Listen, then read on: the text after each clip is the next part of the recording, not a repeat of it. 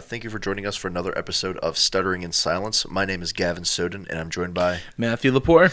And Matt. What are we going to be talking about today? Movies, Gavin. Movies and TV shows? Movies and TV shows. Perfect. All right, cool.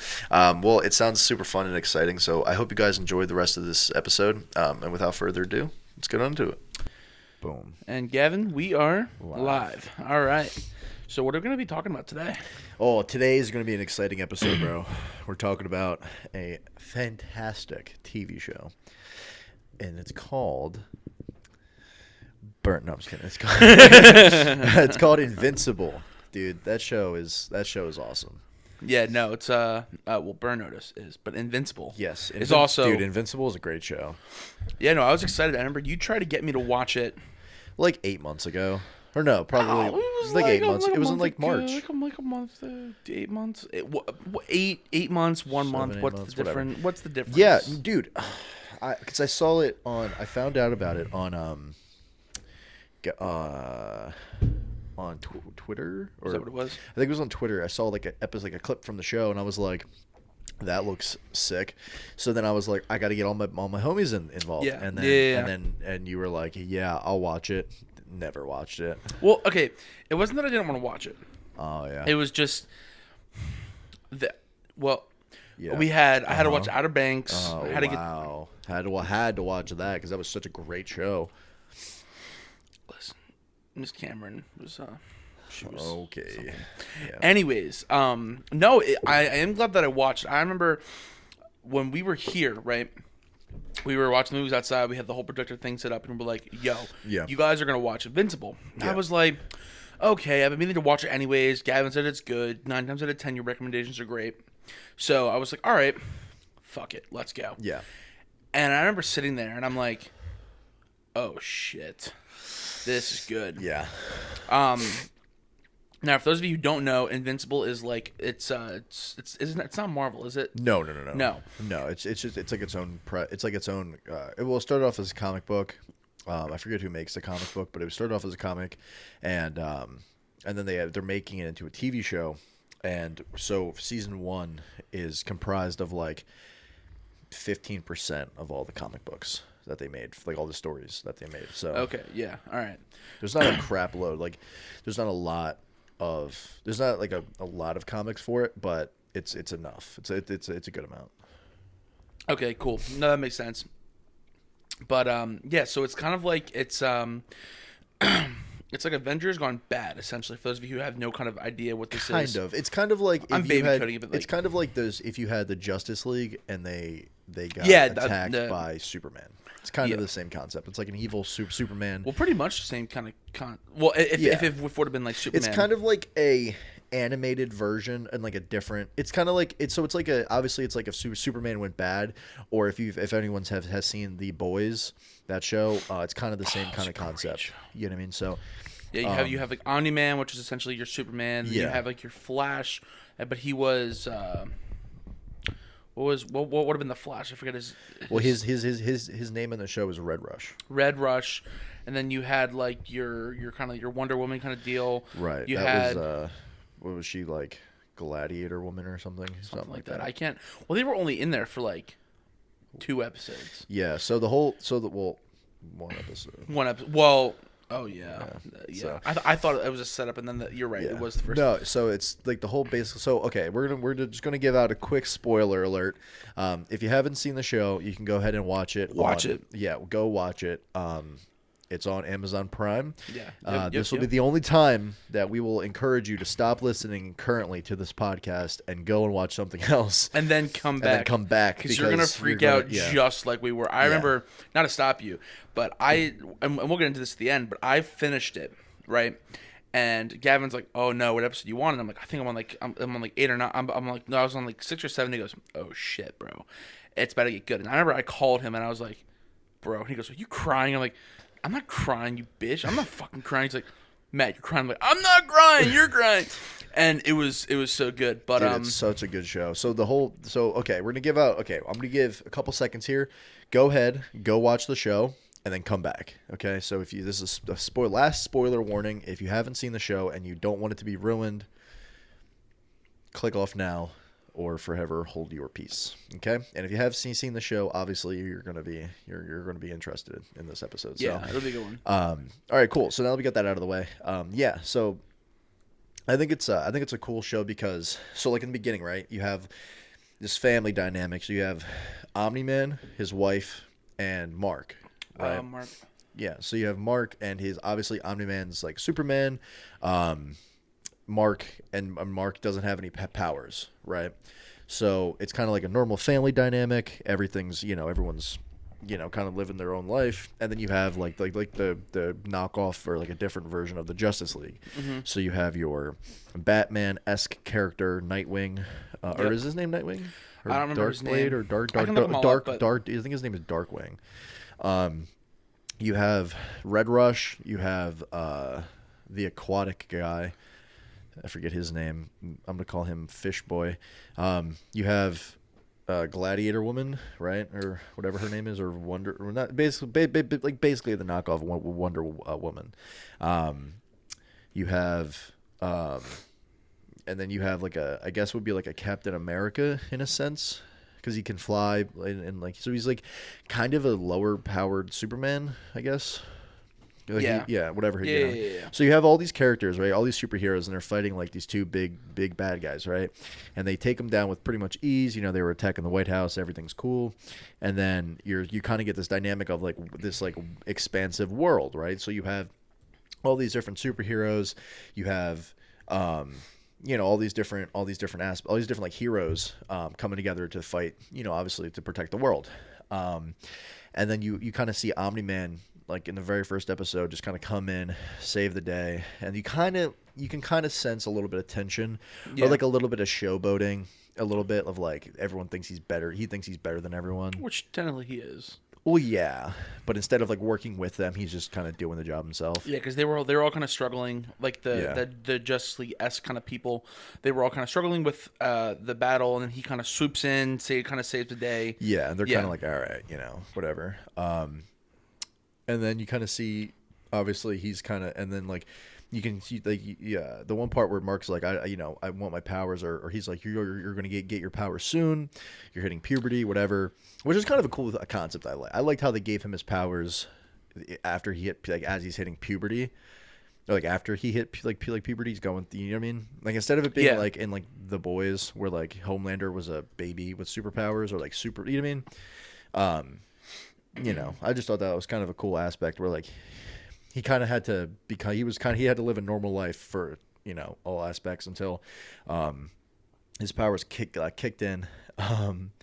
But it was pretty cool how his powers did kick in when he was taking out the trash, and he just like launches the trash bag into like orbit. That was a pretty cool scene.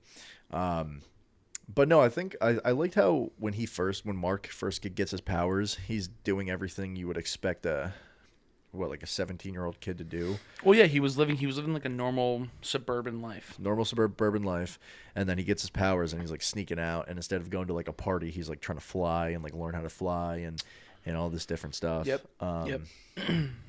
But the whole thing of it is he's so dedicated and so he's just trying to be like just like his dad. So once he gets his powers, he's kind of super overeager on fighting crime and saving the day and becoming a superhero, without really understanding everything that it takes to be a superhero, and like really, I would say even really understanding his powers.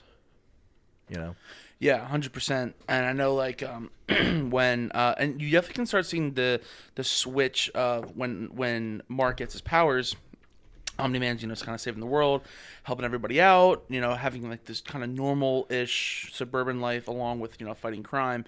And then once Mark kind of gets his powers, he has this transition of, boom, it's on. I'm going to teach you, my entire world now is coaching. Yeah. Showing you what it's like to be Omni-Man, or to become a superhero. And it was funny because like when I first watched the show, I was like, well, why wouldn't why wouldn't his dad want him to be like a superhero, right? Or like why wouldn't he want him to be like his own superhero. I felt like he was trying to teach him just the way he was taught, or like just the way to be just like him, in a way. But at the end of episode 1, we get to see kind of Omni-Man's true colors in a way. Yeah. So basically, you have all like I said, you have an expansive world where you have all these different superheroes, right? And you see them in the very beginning. They're a cohesive unit. They work as a team. Whatever. We're gonna work as a team. Yeah, and then they all get a call to go to like their hub, like their base, you know. Yeah, and they meet. HQ. They meet up, and they're all like, "Who called us here?" And what's cool about the show is, so do you remember? So so what the first thing you see is Red Rush kind of get like not like a spider sense, but he sees Omni-Man flying in, and he pushes what's-his-face out of the way. Yeah. Now, that's a cool scene for so many different reasons. That one little part, that 10 seconds, right? And I'll tell you why. Number 1, Omni-Man was attacking the strongest of them all first. In the dude's name, I forget his name, but in the one like character, and I forget his name, but he attacks him first, right? Red Rush is so fast. Yeah, that it wasn't Immortal. Immortal. Yeah. He's attacking Immortal first, and Red Rush thought like like having a normal conversation for him would be like talking in slow motion. Well, he sees things a lot faster, kind of like how the Flash would with Barry Allen. Yeah. Yeah. So he sees Omni-Man coming in, and he pushes him out of the way, and he's able to and for the first couple parts of this fight where you see Omni-Man attacking the Guardians of the Globe, Red Rush is basically playing defense. So you see he goes to fight somebody, and Red Rush like stops his punch, and but you only see it for a split second. And if you kind of have to watch the show like once or twice or like two or three times to like start picking up on seeing that, because it is fast. Like they don't slow it down and make you see how he's stopping him. It's all in real speed. And then, of course, Red Rush kind of makes a mistake and goes on the offensive, which I think he should have just kept playing defense. Yeah, like 100%. You know what I mean? Maybe try to tire him out, or try to at least so they can formulate some kind of plan. Well, see, this is something that you really didn't totally warn me about, was because you were like, "This is a great show. It gets intense," and when this is happening, you are seeing each part of the Guardians of the Globe just get eviscerated. Actually, I was gonna say torn apart, but that's a way better word than I was gonna use. Yeah, like Red Rush gets caught, and he grabs him Omni-Man grabs him by the head and just squeezes his head until it literally collapses in his hands. See his eyes pop out, his teeth pop out, and all this stuff. And it sounds really gross because it is gross. Like this show's very bloody, very gory, very, very, just very much so. They don't pull any punches, but then Omni-Man is going around fighting the rest of the team, and he is just mantling this team. He punches through that one Martian guy. He basically just rips him apart. Yeah, and you see his fist just come out. And it's just like one of those things where you're looking at it, and especially for me, someone who wasn't kind of prepared for like this kind of superhero movie. Oh, dude, it's insane. And he's just legitimately tearing them limb from limb, ripping them apart. I thought the best part was when he had so there was that green chick. She turns into like that, like she's basically able to like force through walls and like go through different things, because she can like move through walls and different, and like she can move through anything basically, right? Yeah. And so how Omni-Man counteracts this is he takes the alien and he throws him, and so she catches him. Or no, he takes like the quote unquote Batman character. Yeah. Which Yep. Grabs him by the leg, smashes his face around just like the Hulk did to Loki, but instead this time kind of brains kind of came out, and then he throws him, and so she has to go back to be solid to catch his limp body, and then Omni-Man punches through her skull, which is obviously a smart tactic. Like he knows the Guardians of the Globe inside and out, and like how to pick them apart. Well, he did, and he did a really good job of it, because it was a rough battle. And the thing is like I don't know if you guys can understand. I'm sure you guys are like know Superman, but they were just doing all this stuff, and they were doing a little bit of damage to him at first, but he's just at the point where he was starting to get even tired, or like feeling some kind of fatigue. He was already 3 people deep. Yeah. Like he took out Aquarius. Yeah. He had Red Rush was like the first one to just check out. Yeah. And I'm blanking on his name now. Immortal. Yeah. was still trying to get in there, but Immortal and War Woman were, I think her name is War Woman. They were trying to beat him up, and he was just like, basically, they were giving him a good run. Like, she was messing him up with that hammer or that mace or whatever she had. She was, she was doing him dirty.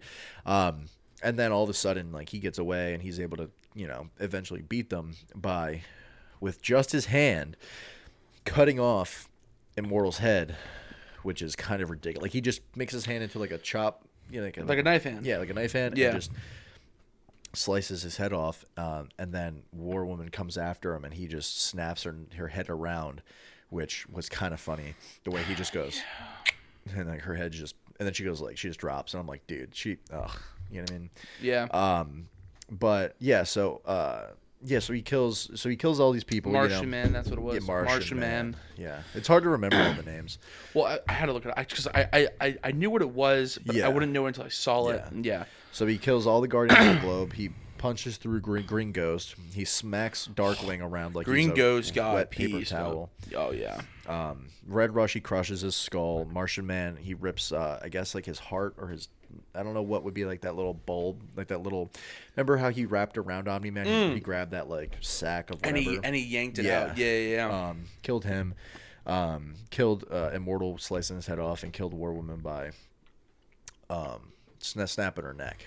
And then you see at the end of the episode, or like after they fight, he just drops. Like he's fatigued. Up. He's coughing up blood. Mm-hmm. He's basically on like a couple. If he would have kept fighting, he probably could have died.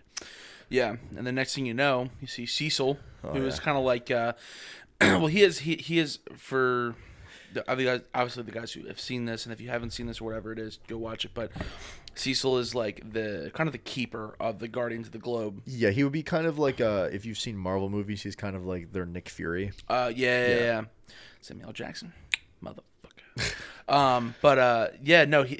Then you see him coming in, and they're all kind of just trying to figure this out. Because it's like they have no idea who could have done it. Yeah, and then I'm sitting there outside with the projector up, and I'm looking at you, and you're looking at me, and you're like, told you, Matt. I'm like, you little fucker. And I was like, this is insane. And it blew my mind. And then, kind of as it goes, without trying to like retell the whole thing, but the whole story is basically like they're trying to like the first, because there's like 9 episodes, 11 episodes, something like that. I think it's 8 or 9. I think there's very many. The first few episodes are trying to piece together, like Cecil and like his team and the government are trying to piece together what happened, because obviously Omni-Man survives. Yeah, he's the only survivor, and they're like, well, who could have done this? And as the show goes on, things are starting to come together, pieces are starting to come into the puzzle, and you're like, because they had the demon. The demon is like the big like detective guy. Like, I'm gonna figure this out. Yeah, and he is actually like a demon. Like, yeah, from hell. Legitimately comes from hell. And he's a detective trying to work his way out of like so I don't know what his purpose is, but he's basically trying to piece together what happened and figure it out. And then Omni-Man is, as the season goes on, Mark is learning his powers, and then he's trying to balance between quote unquote studying and training to be the next Omni-Man, to kind of be like the next like leader of the Guardians of the Globe. And then as he's doing this, he has kind of the same problems that I'm sure you guys have had, girls or your guys, homework, school, getting bullied. Because there's like at one point where he's like not showing up to school, barely gonna graduate, and like there's this girl Amber. Oh, don't get me started on Amber. God, she's awful. She has to be the worst. She has to be the worst character in any show. Like, dude, oh my God. You know what pissed me off about that is when now that we're jumping like 8 episodes later, but she goes, "Well, I know what's been happening. Oh, I know you're a superhero." And I was like, okay, so this man's in the hospital, comes out. Oh my God. You break up with him after the whole thing. Right, they go to that college campus. That whole thing happens, and we'll get to that in a bit. And then at the end, he goes, "Listen, I'm invincible." And, I know. And she goes, "I know. You just lied to me." And I'm like, "Listen, he can't tell you." It's so frustrating, because it's like if you knew, right? Why don't you just say something? Because it works both ways. and I'm sure we're gonna get called misogynist for this later. Dude, it's so frustrating, bro. But I was like, you know he has to train. You know he's doing this. Legitimately, yesterday, he's a superhero. The day before, they were fighting this alien invasion that just keeps coming and coming and coming and coming, and he's just getting fucked up. And then all of a sudden, you didn't show up to my house last night. My bad. You didn't come to the soup kitchen. You didn't come to the soup kitchen. Dude, he got beat up by his father. Like, okay, I understand where they're coming from, where she could be coming from. Like, you're a superhero, but you have to learn how to balance it. Sure, yeah, I understand, but the way that it went about it, like, because she it wasn't like she was just like she was just a little perturbed. She was like, oh, well, you didn't make the soup kitchen at 7:00, so whatever. She was like legitimately like, you're a scum. They're not like really calling him a scumbag, but she's like, you don't care about me, Mark. You don't, whatever. And she's like running him through the ringer, and he's like trying to figure out, like, can I even be a superhero? Like, am I taking advantage of her? Am I? His dad's running him ragged. His dad's making him train and figuring out how to be a superhero. He's trying to save people, and like that one scene where he saves the old lady from the aliens. He goes to save her, and he doesn't know his own powers yet, so he crushes her. Yeah. He's trying to figure out his own journey with all this stuff that's happening to him, and she's running him through the ringer because he didn't show up to something. Yeah. And then he's like, finally comes to the grips with it, and he goes, you know what, I'm going to tell her, we're going to work things out. And she's just like, oh yeah, I knew. It's like, bro. Oh my God. When I first watched that show, dude, I was like, oh, fuck you. Like, dude, I couldn't stand it. I really couldn't stand it. It was so aggravating. Because I didn't understand at first. You're like, you're gonna hate her. I'm like, why? She seems cool. Like, yeah, she's a little quirky and she's stuck in her ways. But I'm like, everyone has their own opinion. And then that happened, and I was like, oh, you dude. Motherfucker, dude. It's oh my God, it's annoying. It's so annoying. It gets me so tight because it's like she is not a good character. Like in the show, and what's crazy? She doesn't add anything to the show either. Nothing, not one thing, not one iota of anything. Yeah, but we'll get to sorry. But anyway, just on a 5-minute rant. So, but yeah, and then they start looking for, I guess, the new Guardians of the Globe. So you have people like Adam Eve. What's that? Oh my gosh, the dude that was dating Adam Eve. I forget his name. I can't remember his name. We're bad at this. Yeah. Thanks for tuning in, guys. That's it. There's this guy, and then there's another guy. Yeah. Rex. There's another guy, and then there's another guy. And then there's a girl.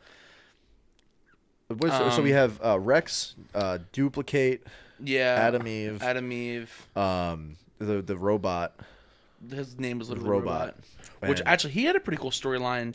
As he kind of came through. Yeah. And then there was that girl who's like 25 but looks like a 10-year-old. Yeah, I forget her name. She's like Monster or something like that. Monster Girl. Monster. She used to be Monster Woman, but then she got too young. She got looking like a 10-year-old in the show. So her powers are like she basically turns into the Hulk, legitimately. Pretty much, yeah. Pretty much it turns into the Hulk, but every time she turns into it, she loses a week. Or like a month or whatever it is. She gets younger looking, so at this point when we see her in the show, she's already been the superhero, or like she's already had these powers for a couple years, I guess. Or she was 25. Long. She's 25 years old, but she's basically in her human form. She's in the body of a 12-year-old. Yeah, and so. It's kind of, whatever. And so then she used to be called Monster Woman. But as she tells in the show, she now calls herself Monster Girl. So it makes more sense. Rex's powers are what? To basically like throw like exploding disc stuff. Yeah. Like he basically throws like bombs. It's basically a superpower. Adam Eve is kind of like Supergirl in a way. She kind of has these like cool powers, where she can create force fields and she can fly and, basically throw energy or like use energy to her will. Yep. And then Robot is just a robot, like a super advanced robot who super smart. He's just like a human. He thinks and talks just like a human, except for the fact that he's a robot. He can shoot like plasma cannon, electric whatever, like electric beams. All the stuff you would expect out of a robot. Duplicate. She obviously, as her name kind of sounds, she can make alternate versions of herself, as many as she wants. And that was a scene.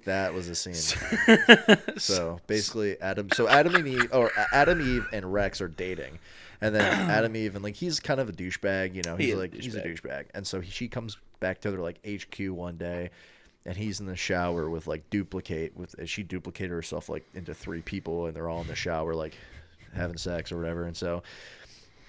I mean, it's just sending it. Listen, I'm not gonna lie to you. Don't say that. I'm not gonna lie to you. Don't say what you're about to say. You don't know what I'm about to say. I know what you're about to say. What I'm about to say. You're about to be like, listen, if I was dating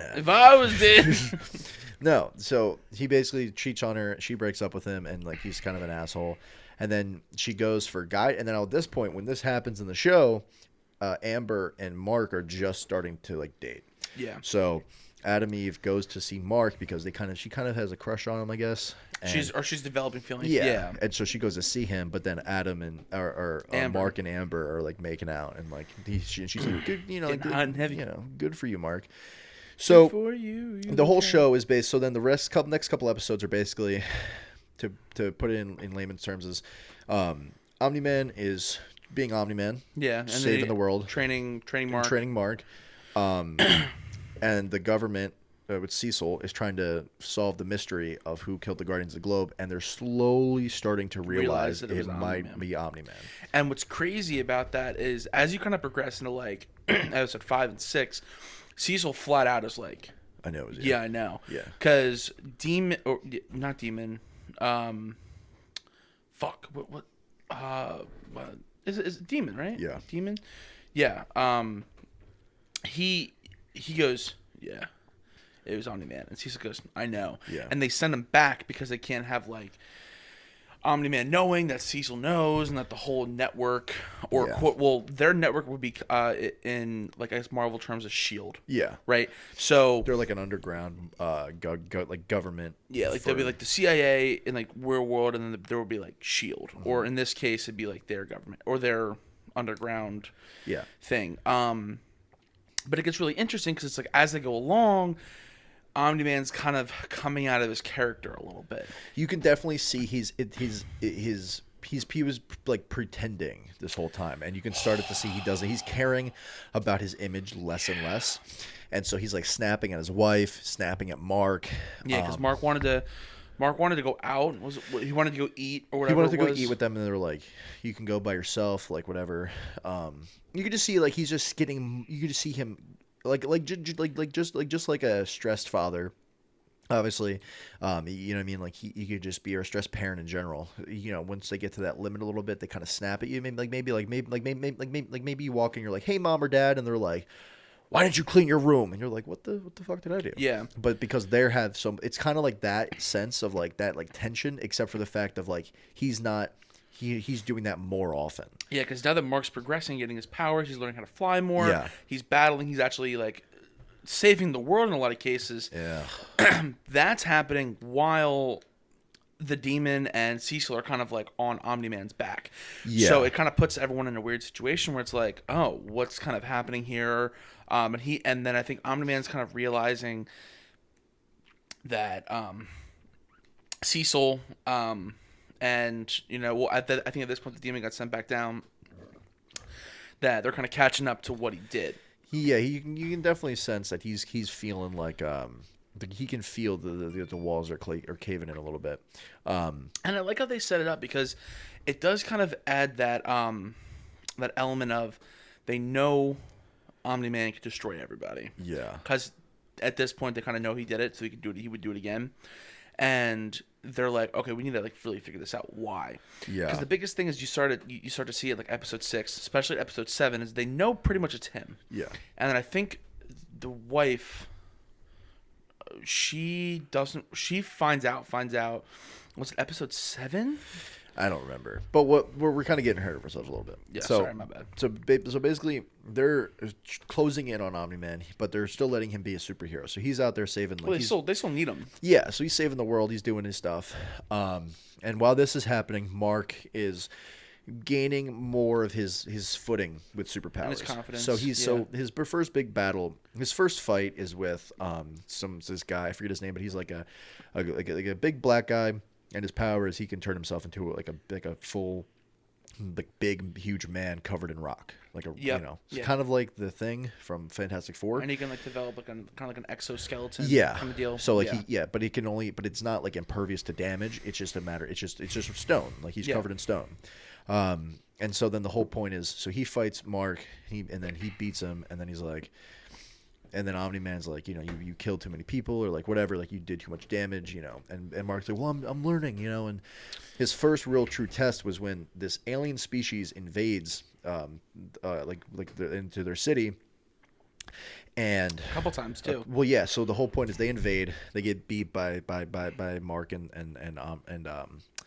Omni-Man, and then, or no, they get beat by Mark and the new Guardians of the Globe, and that's where we meet all the Guardians of the like the new like Guardians of Adam Eve and all them. Yep.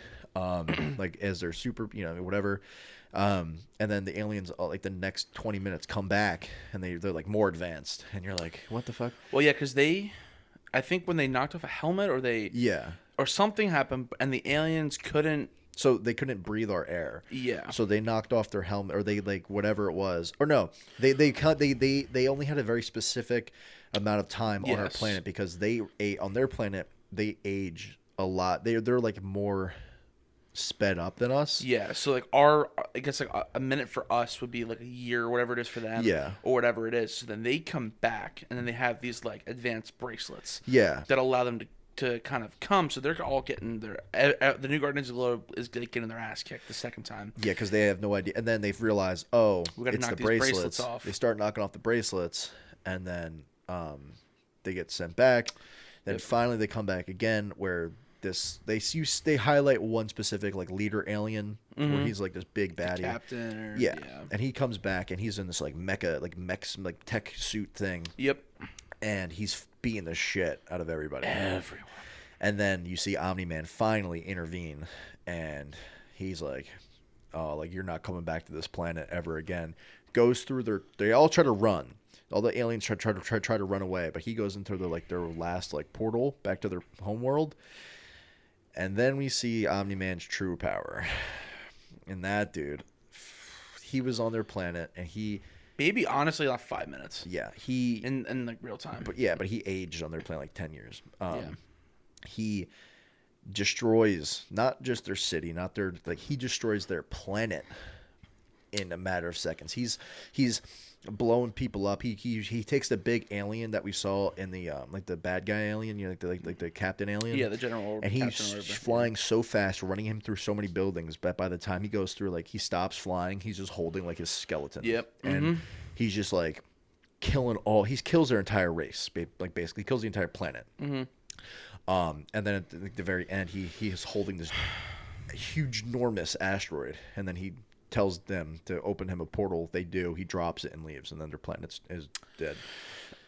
But yeah, that was the first. It's such a cool scene. We're not doing it enough justice for how cool the scene actually is. But if you guys watch it and you're at this point, oh my god, you understand what we're talking about. The scene is dope, and that's one of the big things. You start to see like Omni-Man's true kind of colors, but you also get to see his true destruction powers, because he just blows to this planet like it was just taking candy from a baby. It was ridiculous. And then the funniest part about it was Mark's home with his mom, and he goes, Mom, Dad went into the portal with these aliens. We beat them, but they went back. And she goes, oh, all right, well, I'll just delay dinner by like an hour. And the next thing you know, he just kind of walks in.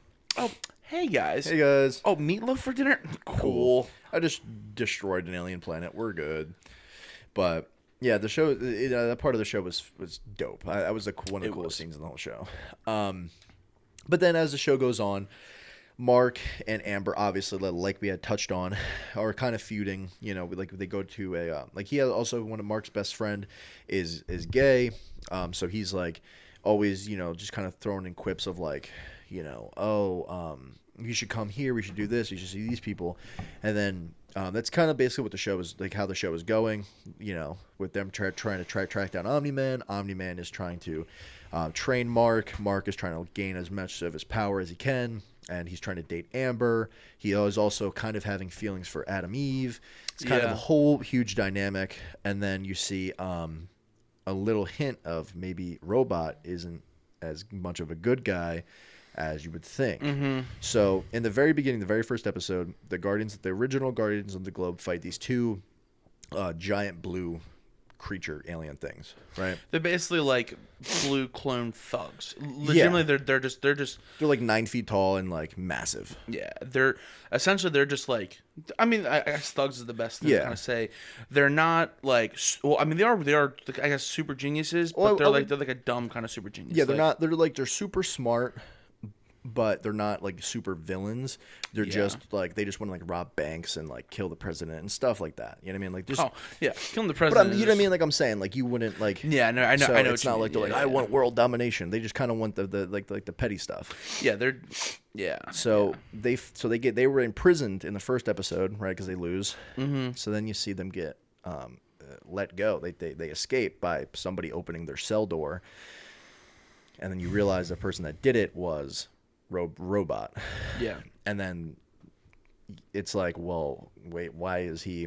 Now that's something that's not touched on again throughout the rest of the season, but it's definitely going to be touched on in season 2. And then, well, I would assume so anyway. Well, I mean, it was touched on a little bit because robot needed them for a quote unquote project. Well, yeah, but I'm saying like that was that after that scene, like that was it. Like you didn't see, it wasn't like he became a villain. Yeah. Yeah. So he lets them go, and then they kind of go off and do their own thing. And then the whole point was, robot is, it's just kind of a weird, like it feels weird, but I guess technically it isn't. So robot, it's like a side plot. Robot basically falls in love with Monster Girl. And it's like he feels weird about it because he's a robot, and she's looks like a 12-year-old little girl, but is 25. And so it's like a weird, like everyone's kind of weird, like he's weirded, like everyone, it's weird, you know what I mean? Like it's made to the way that they portray it, I think is made to make you feel a little odd. So that's kind of hinted at, and he's kind of like, you know, because he's like comforting her when she like fails, and she's like crying, and he's like, you know, I got your back, and you kind of see him start to flirt with her, and she's kind of, you know, like whatever. Well, I mean, even when they got messed up.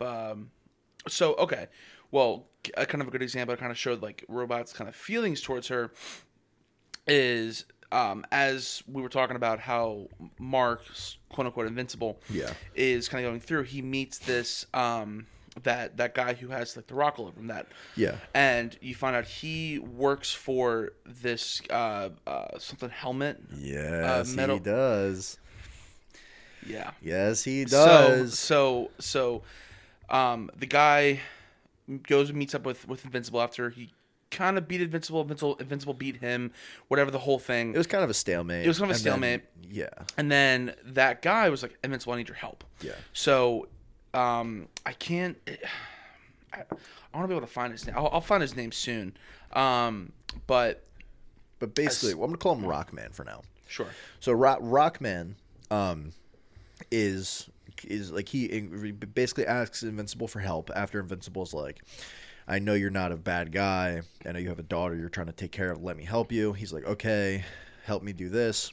Help me get out from under the helmet guy's thumb. Now, the helmet guy is a human guy with a robot head, and he is played by, drum roll please, Jeffrey Donovan. Oh, I love him so much. And if you don't know who Jeffrey Donovan is, you're a loser. Just joking. No, he's the main character he is Michael Weston on Burn Notice. So, it was kind of a cool call. As soon as I heard it, because like his voice is like, oh no, never mind. His voice is kind of it's like his voice is made to be like kind of a robotic voice, a humanoid machine head. That's the guy that with the rock. Yeah. So Rockman is actually called Machine Head. No. Machine Head was the guy that Machine the Rock was Head working is for originally when he Machine was trying to get Head. Invincible to knock him off power. So Rockman is trying to get out from under the thumb of Machine Head.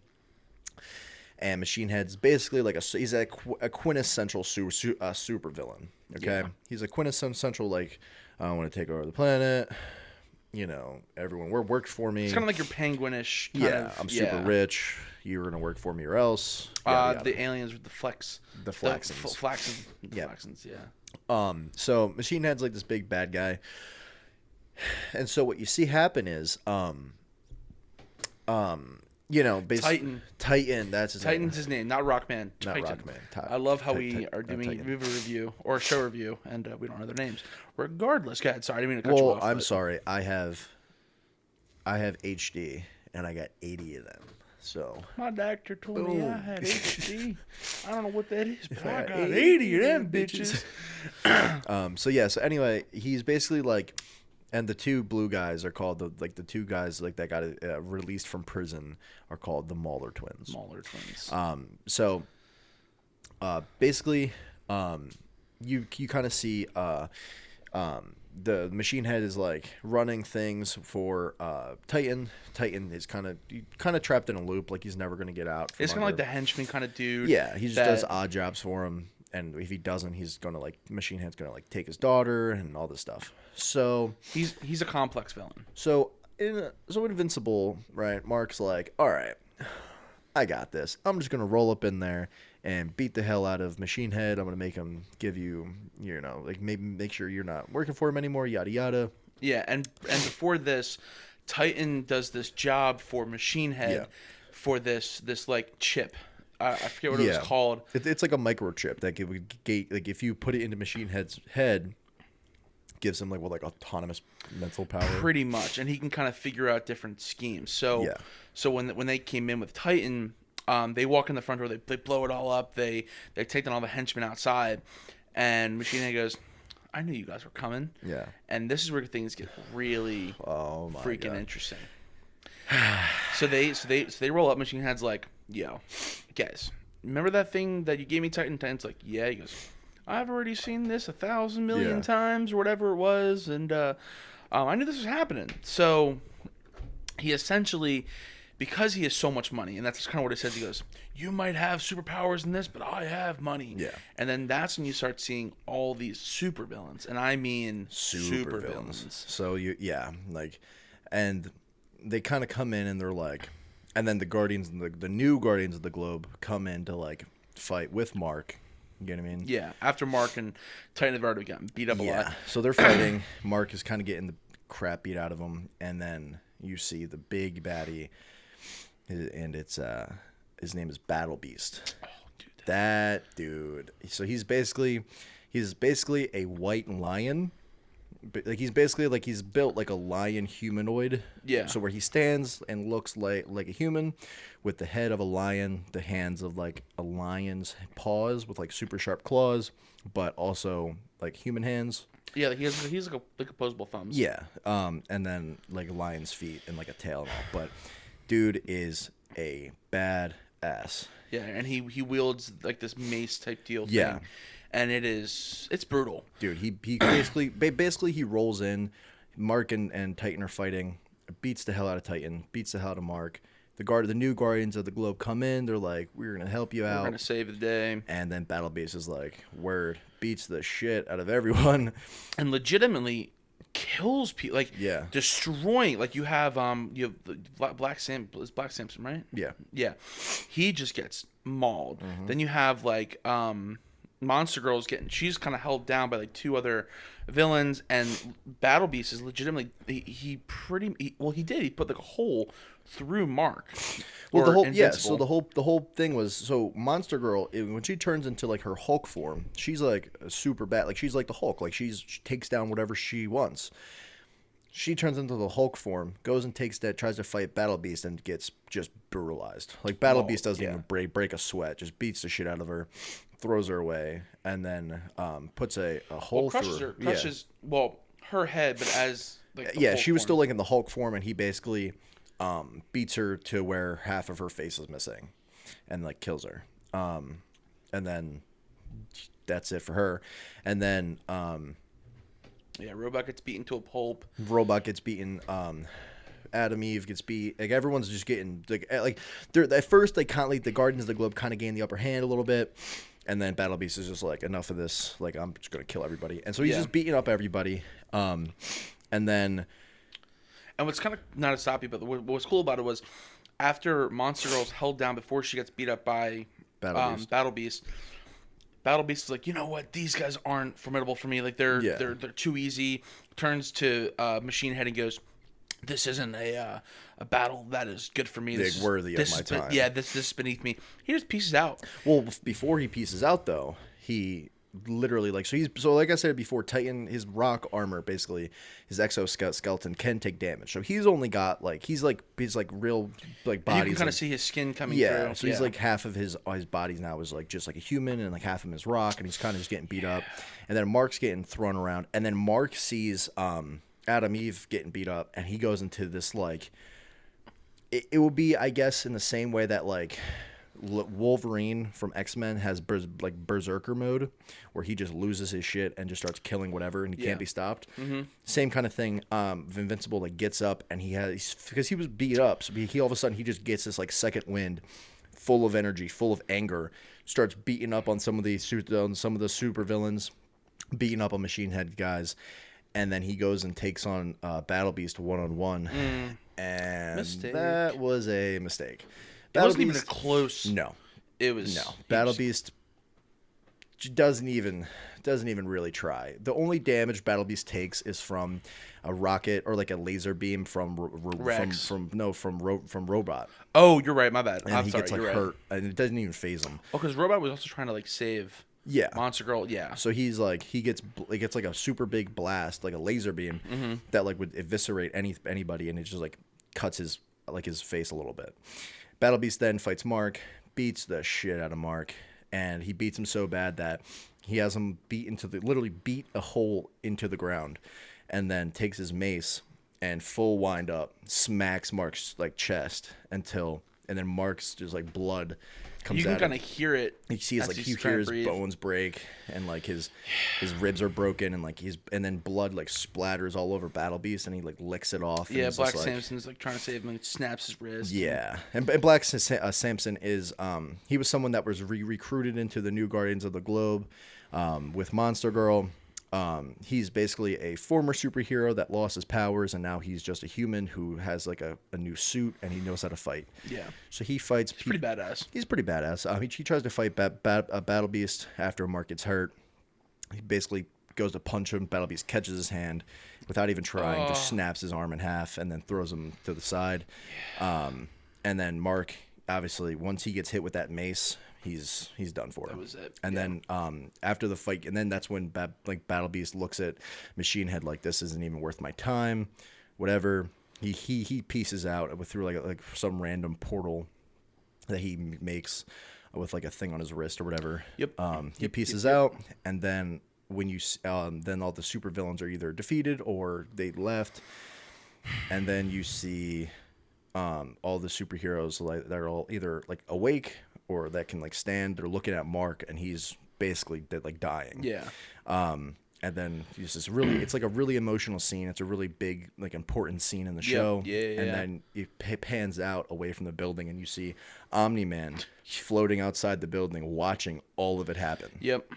And what makes it even a little bit more, I guess, creates some kind of butthurtness, I guess, is Cecil and all them kind of walk in with all their goons. Yeah. And this man just takes off Metalhead's face. Yeah. He goes, fuck, all right, grab them all. Yeah. And then they're all in the emergency room. And this is where you kind of start seeing Robot's kind of true colors a little bit, because as he's helping everybody out, he's sending signals. He's staying by Monster Girl, which kind of, as you alluded to a little before, is he's in love with her. And he did. He saves her life. Yeah. And it was kind of epic. I mean, a little poetic, but it was pretty cool. By her side, doing surgery, doing all this kind of stuff to save her. And this is when you realize, oh, does Robot really have feelings for her? He really kind of does love her. Yeah. What's kind of happening? Because because before it was always just kind of small little flirtatious things, could be construed as flirting or as just being a good friend. Yeah, because Rex and Monster Girl had this weird thing. Rex, I guess Monster Girl kind of had a little thing for Rex. But, Rex is oh, yeah, I look like I'm 25, and she is 25, but she's 12. Yeah. So they have this weird brother and sister thing. Yeah. And then Robot's like, oh, I want that. Yeah. I want that. And then, so long story short, the Guardians of the Globe survive. Mark survives, even though he is beat up. Monster Girl survives. She just can't like transform for a while, right? That's what like she just can't like. Yeah. She's like they're all beat up. But hey, he didn't make it to the soup kitchen. That's true. So he didn't make it to the soup kitchen for Amber that night because he almost died. But he can't tell Amber that because she doesn't. Well, he thinks she doesn't know he's invincible yet. So they meet up at school or like outside of school, and they're like, she's like, "Where were you at?" And he's like, "Well, I'm sorry, I got caught up." And then she's just well, didn't like Adam say he got hit by a bus? Yes, that's what it was. Yes. Mm-hmm. And then she kind of doesn't care. She literally was like, "Oh, you got hit by a bus. We're over." Yeah. And then it's like that's like you can't. That's literally what happens. Like, she's awful. Yeah, and then kind of going into it too, he's kind of getting better. Amber gets another chance, and Mark gets to get a glimpse of college. Oh Jesus! Yes. So, this is kind of like a different part where you got to kind of like get a little more frustrated with Amber and whatever it is, but you also get to see like different kind of supervillains and the kind of encapsulation of, I guess, I mean, I would consider that genius. Yeah. About what it was. It's a mad D.A. like, Sinclair, right? Mm-hmm. I'll double check that here, but yeah. So basically, Mark's best friend has this like he's like going to this he wants to go to this college campus to meet up with like this guy he's trying to date or whatever. Yeah, Mark's friend. Yeah. So then Mark and Amber go with him, so because they can kind of see the college, go on a little bit of a date, yada yada. Their relationship. Yeah. They get to the college and there's a professor who's like kind of a douchebag, right? No. It wasn't. Or it wasn't the professor. It was the kid in the class. It was the kid because he was like, I got accolades for the school, but I could have gotten to Stanford or whatever it was. It's basically like if it would be like going to like Penn, but you could have gotten into Harvard. Yeah. You get what I mean? And so it's like he feels like he's better than everybody else, and the professor's like, well, if you feel that way, get out. Yada yada. The kid leaves. And then you see the kid is kind of a psychopath. Oh, straight up. And he's making these like android zombie things. Yeah, I guess. So he's kind of he's like literally taking apart people and building them into like mindless drones. Yeah, where they just kill and kill and kill. Yeah. So he's basically D.A. Sinclair is like just abducting classmates. Yeah. Like left and right, and then he's bringing them down to the sewers and just cutting them to pieces, and making them into like cyborgs. Yes, cyborgs. That's kind of what it basically. Well, essentially, is exactly what it is, but mindless like killing machines. And then they're all in the courtyard, and this is when like Amber is like done with Mark, and it creates this whole kind of conflict. Because she's pissed at Mark, for everything, and then the Sinclair unleashes like his drone, like a couple of his drones. Was it one? It was just one in the courtyard, but Mark turns into Invincible, saves everybody's life. Yeah, he does the perfect superhero like Spider-Man does, or whoever it is. Like everyone's like, "Oh my god, what are we gonna do?" And then you turn around, wait, where is this person? Like, where's Mark? And because he ran off to go change and like become and like get into his costume, comes back as Invincible, fights the drone, right? Like the zombie. Yep. And you kind of see the zombie's kind of a tank. Oh yeah, well it was throwing him around. Yeah, it was beating crap out of him. Yeah, but it wasn't until that Mark took the headpiece off. Yeah. Like the red dot, and then like he like looks into the thing. Yeah. And then it jumps up to try to kill Mark, and it like kills itself because it's an idiot. Yeah. But what was weird about it was then Amber gets mad at him because, where were you? And Mark's like, I went to go get the police. And he goes, wow, you wouldn't just stay here. What if your friend died? What if your friend's boyfriend died? Yeah. And then the reason this is important is because later that night they all were going to go out and stuff, but then she's mad at him and she gets kind of invited to this party. Yeah. And Mark's like, oh, I have to chase after her. Meanwhile, Mark's best friend's boyfriend gets abducted by D.A. Sinclair. Yeah. And Mark's best friend's like, I'm gonna go look for him. I'm gonna be doing this or whatever. So now Dave Sinclair abducts Mark's best friend. Mark's best friend's trying to call Mark. Mark's trying to save things with Amber. So yeah, Mark has to deal with. He's trying to work on things with Amber. Unbeknownst to him, his best friend's boyfriend gets abducted by Sinclair. Then his best friend goes to look for his boyfriend. Yes. Gets abducted. Yep. Now Mark has to go still repair things with Amber and then find his best friend and his best friend's boyfriend. Indeed. So eventually he figures out where they are. He figures out they're in the sewer system. He gets down there. And of course, he fights Sinclair and all the drones. And it's kind of an emotional scene. Basically, you find out that Sinclair had already turned his best friend, Mark's best friend's boyfriend, into one of the zombie drone things. Yeah. So, and he's dead because like it didn't go because it wasn't like he didn't. Did he not? Like he no. He just turned him, right? He just turned him, but he was working. Yeah. But then now like Mark's fighting like his best friend's boyfriend as a cyborg now or a zombie, whatever it is. And two other things. Yeah. So at this point, like they have Mark, they're about to kill Mark, and then you see the kind of like heartfelt thing where Mark's best friend is like looking at his boyfriend. He's like, "You love me. We had great sex last summer." Oh yeah. And you see his best friend's boyfriend. Oh man, you're right. You see him start to come back. Yeah. And then now it's Invincible, his best friend's boyfriend, fighting as the cyborg, and they kind of get out of it. That was pretty cool. But so he's kind of wrestling with a lot of things now, and and then unfortunately his best friend's boyfriend does die. Yes. And so once he dies, like his best friend's like in shambles. Everyone at this point in the show, Mark and Omni Man aren't really talking as much.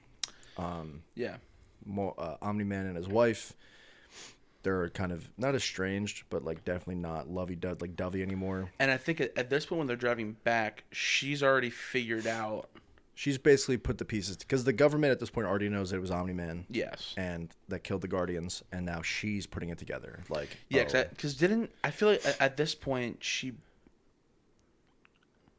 found something. She found his old suit that was on top of the cupboard. Yeah. I think they went to Paris, something like that, and they were coming back from Paris. No, they were in Paris, and they were like something like, the government or like there's something attacking the city, and Omni Man's like, it's not my job right now. Like I'm on a vacation. Yeah, but no, I feel like wasn't it? She found all the stuff and then went to down to their tailor, like the superhero tailor. Yes. And then when they were coming back, Mark ran off to do something. I forget what it was. He might have been with Amber or something like that. But Omni Man comes down and like all of the gravel breaks in the road. Goes to Mark's best friend. Is like, "Where's Mark?" Yeah. And at this point, all bets are off. Omni Man now knows that his wife knows. Mark doesn't know yet. He knows the government or like the shield kind of people, the shield-esque people know. Yeah. So everything's kind of unraveling. So now you see Omni Man not even really like a human anymore. He's still like he looks the same and he's the same. He's just full of like anger. Yeah. And he's just like he doesn't care about who he saves. He's not really care about saving lives. He was with Adam Eve. Yes. Because she pieced out and went on this whole hippie thing. Yeah. And she was actually doing pretty cool stuff. Yeah. Yeah. So he's with her, and at this point you have the full unravelment of Omni Man, and he's just trying to find Mark. Yeah. And Mark is trying to talk to Adam Eve.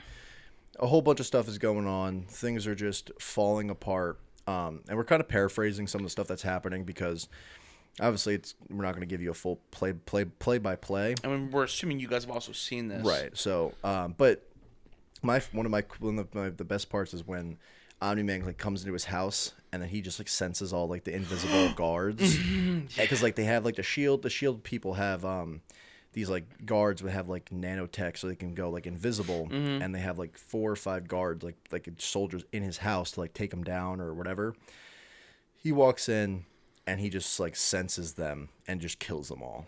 And then you have the Cecil's like right-hand man who's outside like watching everything from across the street. Yeah, like a different house. And then Omni Man basically is like, this is like where Omni Man officially loses his shit. Yeah.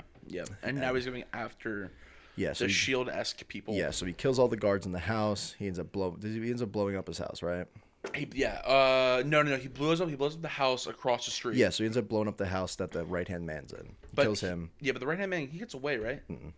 No. Because remember he talks to Cecil or whatever, and he's like, "It was a pleasure, just like serving for you, whatever." Oh, you're right. And he ends up dying. Yes, I'm sorry. No, you're good. And so he ends up dying, and then that's where you see. And he was a pretty pivotal character. I mean, he was in every episode, kind of. He was like your cool right-hand man who didn't have powers, but was at the core a good guy who believed in the system and didn't do anything that you would like hate him for. Yeah. And he was there to kind of help everybody. Like he wasn't like, well, I mean, he even like saved some people that got out of the house. He goes, run, and starts shooting at Omni Man with the gun that's doing nothing to him. And then Omni Man kills everybody, kills him, and then he's trying to find Mark. He's like, we need to talk. We need to talk. So eventually, he's trying to find Mark, and Cecil's like, screw this, we're taking down Omni Man. Mm-hmm. So he has this giant nuclear missile beam thing it's floating in orbit up in space, I think, right in our atmosphere, as one usually is. Yeah. And the whole purpose of it is to track Omni-Man's exact location even while he flies, to pinpoint where it is to attack him, and then shoot this it's basically a laser beam that shoots down with the power of force of like a megaton nuke. Yeah. Omni-Man gets hit with it, and there's like a funny little quip where he's like, "You wouldn't dare." Gets hit with it, and then you see it basically does nothing. It knocks him into the ground. It blows like a 10 square miles of earth, and then he just kind of gets up from it and is like, "All right, cool." Where's Mark? And then he's like, "Reload the missile." He starts flying straight up at the cannon, and then they're shooting at him, and he's just going through the laser beam and then through the cannon, destroys the cannon. Yeah. And then that's where Cecil and the government's like, "Oh fuck," because then it's like, if that didn't take him down, what will? Yeah. And at this point, I think Mark and Adam Eve are still talking. Like they're just vibing out on because Adam Eve got upset because she didn't know if she could be a superhero anymore, and her parents don't want her to be a superhero, so she leaves home. She ends up going and living in like this treehouse in the middle of the woods. Yeah, she's kind of like your Hermione Granger in like this kind of thing where both of her parents are your regular suburbanites. They don't like superheroes. Yeah, they don't like superheroes. Her mother is like, "I love you," and like, "I'll support you." And her dad's just like, he's kind of like your accountant kind of dude. Yeah, he's just like, "Oh, my daughter isn't going to be a superhero because she's going to get herself killed because she's a woman." You know what I mean? Yeah, and she's probably one of the really more powerful ones too. Woman power. Yeah. But yeah, so then, what was it? Cecil goes, "We need to launch this monster thing." Yeah. So basically, Omni-Man in a couple of episodes prior had fought like a Leviathan or whatever, or some kind of it was like some kind of giant monster. And he ends up he thinks he kills the monster, but what it turns out was it wasn't dead. So the Shield basically takes the monster and pumps it full of steroids. It was a kaiju. Hail Mary. Oh wow. The government pumps it full of like basically like steroids to make it like regenerate faster. Yeah, and they took out its like its renderance to feel pain. Yeah. And so they unleash that onto Omni-Man, and then you kind of see like Mark is now aware of what's happening, but he doesn't know what's going on. He just sees this giant kaiju fighting Omni-Man. Yeah, like so he's like, "Dad." So he's like, no. "What's happening?" So he goes and he's like flies up to his dad. And he's like, "What is happening?" And he's like, "There's no time to explain, Mark. Like we need to kill this thing." So Mark and Omni-Man team up, kill the kaiju, and then Omni-Man's like, Cecil's trying to kill me. And he's like, well, what is happening? Like, what's going on? And then the last ditch effort was, well, they basically, the government, after they took down Sinclair with all the drones, they now have access to the drones, and they basically put them on steroids and make them like kind of like super crazy, superhuman things. And now, not to stop you, but mind you, while this is happening, one of the reasons why we brought up those, what were they called again? Those thugs. The Mauler twins. The Mauler twins, they were bringing back Immortal. Yes. So, during this, kind of to bring it back a little bit, so this all kind of folds over. The Mauler twins had this deal with Robot. So Robot is kind of like a person type deal, alien thing. Well, he's kind of like a human faceoid thing. He's like a creature with like a human face, and he only can survive in this like vat of like a very small body. Yeah. So he had this whole thing with the Mauler twins because they make replicas of themselves all the time. So they're really good with regenerating and making full bodies that can function and transfer consciousness. Yeah. So because he's in love with Monster Girl, he takes Rex's DNA and then has the Mauler twins make a 12-year-old body of Rex. Yeah. That Robot can then transfer his consciousness into, so he could be with Monster Girl or whatever it is. It was so weird. It worked out, but the reason this is important is because as you see towards the end, the Mauler twins get this piece of data from Robot.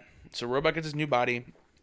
He goes back to the HQ with the rest of the new Guardians of the Globe, and you see this guy that you recognize from the beginning.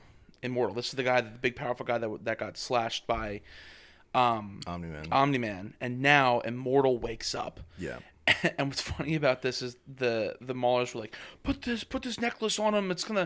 We can control him. And Immortal's just so powerful. He goes, no. Yeah. And he goes, where's Omni-Man? Yeah, because he's not really like a human anymore. He is, but he's just furious. Like he's furious because he remembers everything that kind of happened. Yeah. So now, Mark and Omni-Man are fighting this thing. They're about to kill it. Immortal's flying at Mach Jesus to get to Omni-Man. Yeah. And then they kill this thing. And this is when you realize that Immortal and Omni-Man are going to have this like big battle. Yeah. And they're battling. They're doing stuff to each other. They're flying each other around. And then, boom. Omni-Man kills Immortal. Again. His hand goes legitimately through his body. Yeah. And this is when Mark is like hovering and realizes, oh. Yeah, like, wait. You know what I mean? Like, he was kind of like, because he was like, I don't know, I don't remember if Immortal said something or whatever it was, but Mark kind of put it together like his dad killed the Guardians, and he dispatches them, and he's just like, and then Omni-Man at this point has no regard for keeping secrets, and he does not care. It's all on the table now. It's all on the table. Kills Immortal, and then Mark's like, "What are you doing? Like, you're crazy." And he's like, "Listen to me, Mark. Like, you know, we're better than these people. Like, you know, we're superior."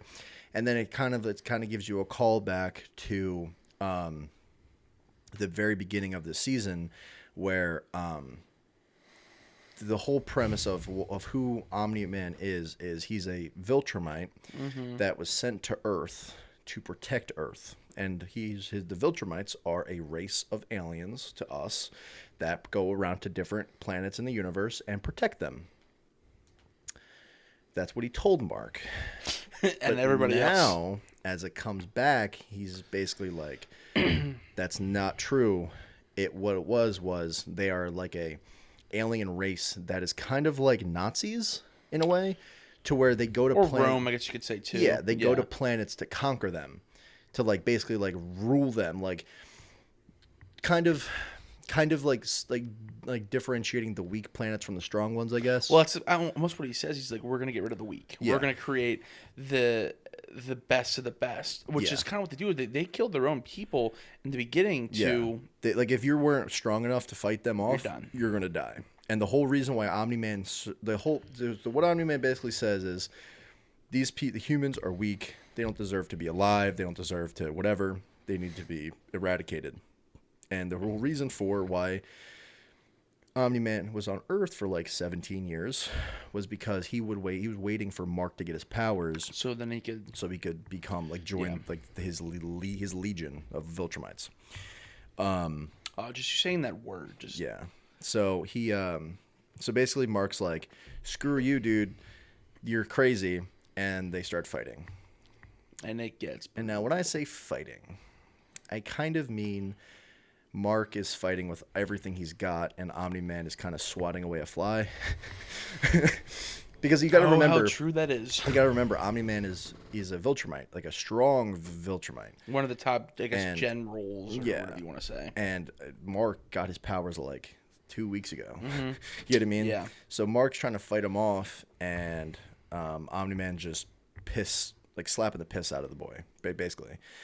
So then what happens is they're fighting, and Omni-Man's trying to talk to him the whole time. Like, what are you doing? Like, you can't beat me. Why are you fighting me? Like, join me. Like, we father, son, taking over the planet, taking over the galaxy. And he's really trying to convince him, too. Yeah, he's just, like, talking to him the whole time. And Mark's like, you're killing people. And so then Omni-Man's basically throwing Invincible through mountains and through buildings and just throwing him around the planet. For, like, a big reality check, too, is Omni-Man, and correct if I'm wrong about any of this, because I know you're the super genius with this. I am not.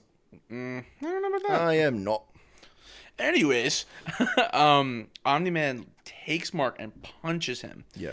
Now, doesn't just punch him like a couple miles. This man punches him into another, like, state. Atmosphere. And basically kind of creates his own, like, 9/11, essentially. Yeah. And Mark just gets punched into, like, 4 buildings through the street, and you are seeing legitimately civilians getting their bodies shredded apart. Yeah. And at one point, he's holding up a building that he got knocked into, and is like trying to save them and trying to like save the kid and the mom. Yeah. And he's holding the mom and the kid, and the building falls. And Mark gets up from the rubble and is holding the mother's arm. Yeah. Just the arm. Yeah. And this is like the big realization that Mark kind of has is this isn't going to end well. Like, he has to be destroyed, or Omni-Man has to be destroyed. And they just keep battling, and then eventually, while this is all happening, everyone from the SHIELD-esque kind of people, the deep government, is listening to everything. And Omni-Man says a lot of mean things. Yes. Basically, he kind of unravels his whole plan, his whole manifesto kind of deal. It's like, I never really loved your mom. She was just kind of like a pet to me. Yeah. While he's beating the shit out of Mark.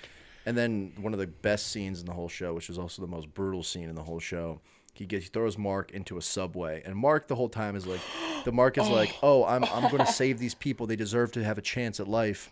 And Omni-Man's like, if you love these people so much, you're going to watch them die. Watch how weak they are, yeah. So he drops into a subway, and he's holding Mark, his bloodied and bruised body, and he's holding him out by the back of his neck with one hand, and there's a train coming. And they're standing on the tracks, and the train, Omni-Man just holding out Mark's face, and the train kind of hits them, but obviously they're superheroes, so the train is splitting apart as it's hitting them, and it's just eviscerating everyone on board.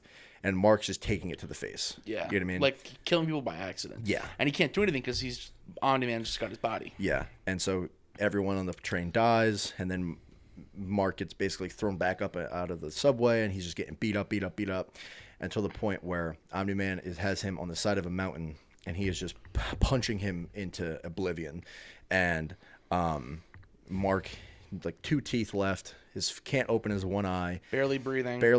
Like, you hear him wheezing, and he's laying there. And then Omni-Man, like, it's a meme now. He's like, "Think, Mark, think," you know. Yep. And then Mark's like, "You wouldn't, I'm your son," and he's like, "What's another 17 years? I'll make another son," you know. And it's like a whole meme now. And so he's just kind of like, and Omni-Man's like, I don't care, like, you Dad? don't.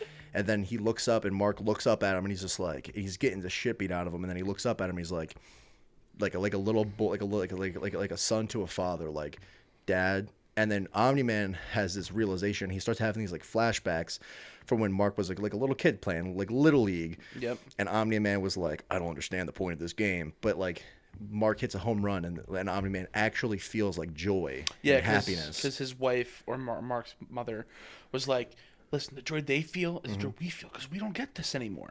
And you see Mark running and sliding into home, and like Mark's all saying, "Dad, Mom, look what I did," and he goes, "Yeah, son." And that's when I started getting like a little emotional. I never cried. Okay. I never cried. All right. Anyways. So yeah, so Omni-Man's like starting to, I guess his armor's starting to break. His emotional wall is starting to crack. And he's looking down at his son, and his son's like coughing up blood, and he's just battered and bruised, and he's just looking up at his dad like, like how could you do this? You know what I mean? And then Omni-Man just has this like, I guess everything starts boiling up inside of him, and he just can't deal with it. So he ends up just flying away. Yeah, just flying at and Mark's like one punch away. Yeah. From like dying. Yeah. And at this point, Mark's you can hear kind of like the blood in his lungs. Yeah. Which I do gotta hand it to the show. They did really well with like handling the gore and making it feel like realistic for like a an animated show. Yeah. And then he just flies Mock Jesus away. Yeah. And then everything's like pieced up. But the thing is the Shield asks people like the deep I guess state or whatever you want to call it has like these drones that are watching this all because all they can do at this point is watch. Yeah. And everyone in the world is watching this unfold. Yeah. And everyone's like, holy shit. And then, Mark's in the hospital, whatever it is, and his mother just gets obliterated. Like her emotions are just trashed because she just was just with somebody for 20 years. 20 years plus. And then now they have a kid, and she's like, oh my gosh, this is all a lie, which is what he was saying. She was a pet to him, and Mark has to live with this, and it was just kind of like, what an origin story. And and that's pretty much it. That's pretty much the whole show. Yeah. Amber takes him back. Hey, Amber. Amber coming back. Oh, you almost died, Mark? Door shut. Yeah, shut my door in your face. But no, that's pretty much the recap of the show. But dude, like some of the scenes from that show, man, like when Omni-Man's killing the alien, like the Flaxen people, and he's like taken down, and even when they're like the fight scenes in the show were so good, and they really kind of grasp your attention because it was one of those things where you told me about it first, and I was like, animated shows, they have to be really good to like really grasp my attention. Yeah, and I like superheroes, so it worked out. But it was eventually when you sat me down, we were outside, all of our friends were here, and we were gonna watch this. Yeah. And I don't think you told me how good it was. You were like, this is a great show. Yeah. I watched it in 2 days. Yeah, it wasn't. I finished with 4 or 5 episodes, but it wasn't until I watched it and I was like, oh my gosh, this is really good. And I kept calling you. I'm like, Gavin. Yeah. I just got to this part. He goes, just wait. So I mean, I'm kind of excited, for season 2. I didn't read the comics like you did. But the comics are crazy. Yeah, it was a great show, and I really appreciated how they did everything. It was gory, which I know we all like. Us men. Hell yeah. But I like blood. Yeah. But it was really good, and for it being like a different kind of superhero movie, really kind of seeing because when you see Marvel or you see like DC's. Yeah, it's gory. You see a lot of death. You see this, but it's nothing like what you see in the show. Yeah. And they kind of get away with it because it is an animated show. Yeah, so it's not like real people and like portraying real blood, and it's like an animated show, but it's kind of ridiculous at how gory it can get. Ridiculous. But yeah. I think anything else you want to add to it, dude? I screw Amber. First off, second off, Omni-Man is that dude for right now. And, oh no! Don't. Oh boy. Battle Beast is also that dude for right now. Yeah. And what amazed me is like, okay, that was the biggest thing because you see like superheroes get beat up all the time. Yeah. But then it's like they recover. Next thing you know, they're all on like for like Marvel, they're all like back at Shield. Okay, Captain America's chilling. He's got a new shield, or Iron Man has his 80,000th suit. Yeah. But it was one of those things where you really see these characters in ICUs. Yeah. And you see this quote unquote invincible character, Mark, with a hole in his chest. You see all these characters, the original Guardians of the Globe, dead. Like that's why I like the show so much, is because it gives you they're superheroes, but they're not impervious to taking damage. Not at all. They're not Superman who fights General Zod for 25 minutes throwing through buildings and stuff, and they have no cuts, no bruises, no scratches. And it's like, I would like to see more of that in like Marvel or DC movies, because I agree. You know what I mean? Like, you just don't. Like, if you think about it, what like the worst you see is like in Marvel, like, okay, Iron Man dies, of course. The whole Infinity War and Endgame thing happened. In the Winter Soldier, Captain America fights Bucky for like 10 minutes, and then this guy's all beat up and bruised. But there's nothing like anywhere near that gory or that like much realism, I guess, because like, you know what I mean, like it kind of like, I really like how they showed Mark, like he's like a 17-year-old kid who has superpowers now, and not just any superpowers, but like crazy enhanced superpowers. He's the and he's trying and he's trying to save people, and he's like accidentally killing them, like he kills that old lady, and he couldn't save the mom and the kid, and it's like that's the gritty reality of what would probably happen if buildings are collapsing. It's not going to be like in Batman v Superman, where Batman with no armor on sprints into the wreckage and is totally fine. 100%. You know what I mean? Like, people are going to die, and brutally. And so it's like, you know, they kind of showed that in a way that like no one else has. And so it kind of really grabs your attention, because it's like at any point, any one of these characters could get their head ripped off. Any one of these characters could be a bad guy. Any one of these characters could try to do the right thing and get killed for it, or kill someone they don't mean to. Like, it's such a good show. I agree, and I do beat myself up for not watching it sooner, but it was great. I really was happy with how it went, and it was cool to kind of see a different aspect of superheroes, not just where they always prevail, or, you know, they'll never die, or whatever it is, and to like see them, you know, cheat death, but cheating death because of medicine, like real life medicine. Yeah. You know, not one of those things where it's like, we found this rock. We found this on planet Zulu or whatever. Yeah, it's like, no, Dr. Mark and Dr. Lisa are gonna save your life. Yeah, and that's but crazy. Sometimes, obviously, some stuff is more at hand. It's like the Shield stuff is like, oh, we have this like chamber where like you can regenerate your body, and like Robot helped Monster Girl with like his knowledge and stuff. Yeah, but it's basically based in more reality. Sure. Yeah. But it's a great show. If you haven't seen it and you're still listening, sorry that we ruined it for you. But sucks to suck. We gave the spoiler in the beginning. But I think that's pretty much it. We don't really want to beat around the bush with the same stuff. Sure. For another 30 minutes.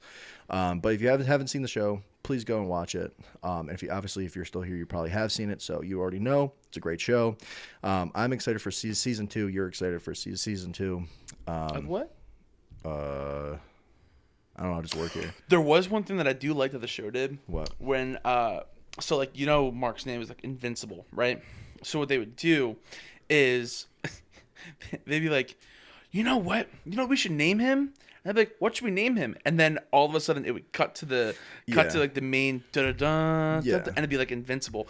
And I liked how they did that. I'd be like, what's your name again? And it's like Invincible. Yeah, that was a cool thing that was cool. I enjoyed that. I enjoyed that too. But I have wrapped up the last 2 podcasts, Matt. So without further ado, send us home. Well, before we send us home, remember, guys, we are on Google Podcast, Apple Podcast, obviously Spotify. Check out our YouTube. In the next coming weeks, we should have some video up, so it's not just a screen. And then our Instagram is like Stuttering in Silence _podcast. Yep. We're on Twitter. We'll have a TikTok soon. Check all that out. Gavin, your Instagram is my name is _Gavin. And then mine is Matthew J. Lepore. Guys, follow us on the socials. Check it out. We're going to have some cool conspiracies coming up soon. And is that it for you, Gav? That's it for me. Well, guys, do me a quick favor and enjoy the rest of your day. Peace.